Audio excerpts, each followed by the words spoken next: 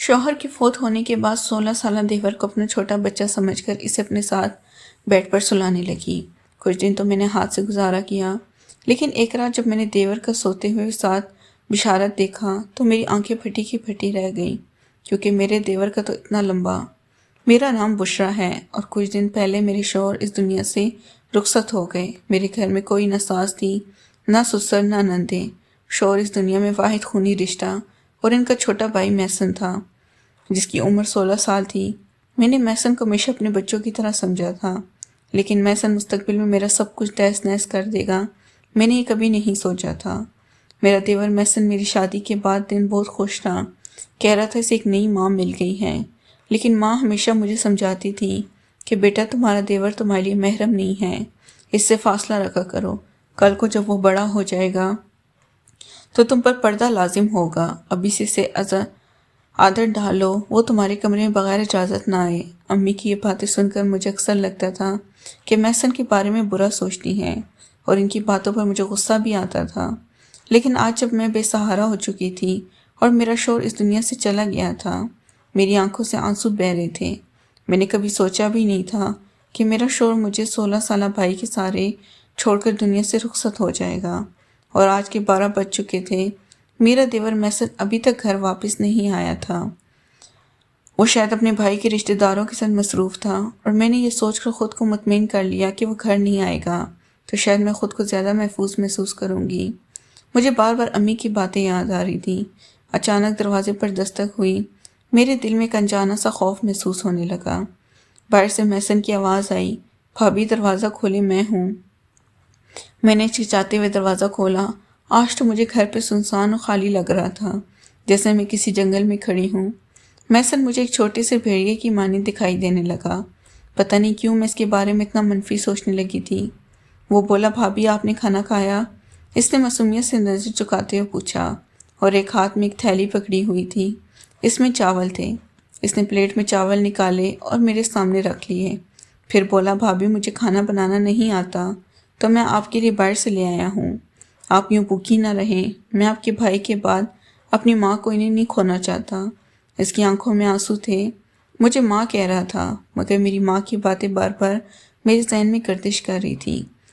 محسن نے کہا، بھابی آپ فکر نہ کریں، میں آپ کا سہارا بنوں گا، اور پلیز آپ اس گھر سے مت جائیے گا۔ اس کی باتیں بہت جذباتی تھیں، مگر میرے ذہن میں بے شمار خدشات ابھر رہے تھے۔ پھر اس نے کہا، بھابی آپ اس کمرے میں سو جائیں، دوسرا کمرہ سیڑھیوں کے قریب ہے، اور مجھے ایسا لگتا ہے کہ آپ کو وہاں نہیں سونا چاہیے، کیونکہ اب گاؤں میں سب کو پتہ ہے کہ بھائی کی وفات ہو گئی ہے، اور کوئی بھی سیڑھیوں سے اتر کر بری نیت سے ہمارے گھر آ سکتا ہے۔ مجھے حیرت ہوئی کہ اتنی چھوٹی عمر میں محسن ایسی باتیں کیسے کر رہا ہے، لیکن اس وقت اس کی وہ بات ٹھیک لگی۔ میں اس کی خواہش کے مطابق اس کے کمرے میں چلی گئی، جبکہ اس سے پہلے میں اپنے شوہر سیڑھیوں کے قریب والے کمرے میں رہتی تھی، اس لیے سب کچھ میرے لیے نیا اور عجیب تھا۔ پھر جیسے ہی کمرے کے اندر داخل ہوئی تو اچانک میری نظر ایک ایسی چیز پر پڑی جس نے میرے قدموں تلے زمین نکال دی۔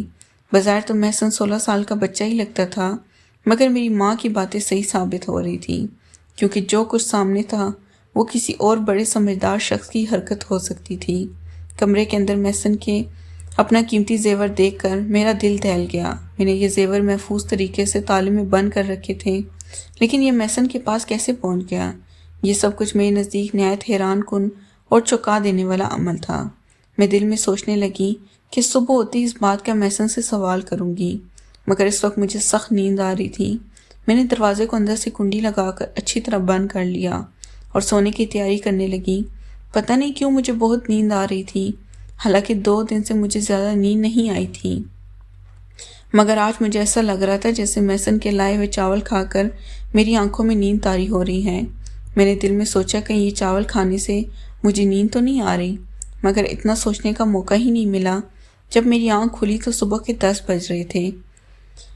میں حیران ہو رہی تھی کہ آج مجھے اتنی نیند کیسے آ گئی، حالانکہ 2 دن سے مجھے بالکل بھی نیند نہیں آئی تھی، لیکن آج چاول کھانے کے بعد میری آنکھیں ایسے بند ہوئی جسے کوئی شراب پلا دی گئی ہو۔ میں حیران ہو رہی تھی کہ ایسا ہونا نہیں چاہیے تھا۔ دل میں بار بار ایک ہی خیال آ رہا تھا کہ کہیں محسن کے لائے ہوئے چاول کھا کر میں بے ہوش تو نہیں ہو گئی تھی۔ پھر میں نے دل میں سوچا کہ آخر محسن ایسا کیوں کرتا، اسے ضرورت بھی کیا تھی ایسا کرنے کی۔ आंखें मलते हुए फिर जब मैं कमरे से बाहर निकली तो महसन सामने किचन में चाय बना रहा था। इसे देखकर मुझे बुरा सा महसूस होने लगा। इसने पूछा, भाभी क्या आप रात जल्दी सो गई थी? आपको बहुत अच्छी नींद आई थी ना? इसने मेरी तरफ देखकर कहा। मैंने इसे जवाब दिया और चढ़ से बोली, क्यों नहीं? मैंने इसे तल्ख लहजे में कहा। इसने कहा, भाभी मैंने आपके चावलों में नींद वाली गोलियां मिलाकर दी थी। मैंने अपने दोस्त को बताया कि मेरी भाभी को नींद नहीं आती, तो इसने मुझे कहा तुम इनके खाने में नींद की गोलियां मिला कर दो, इससे वो आराम से सो जाएंगी। मैं हैरान हो गई कि महसन इतनी घटिया हरकत कैसे कर सकता है।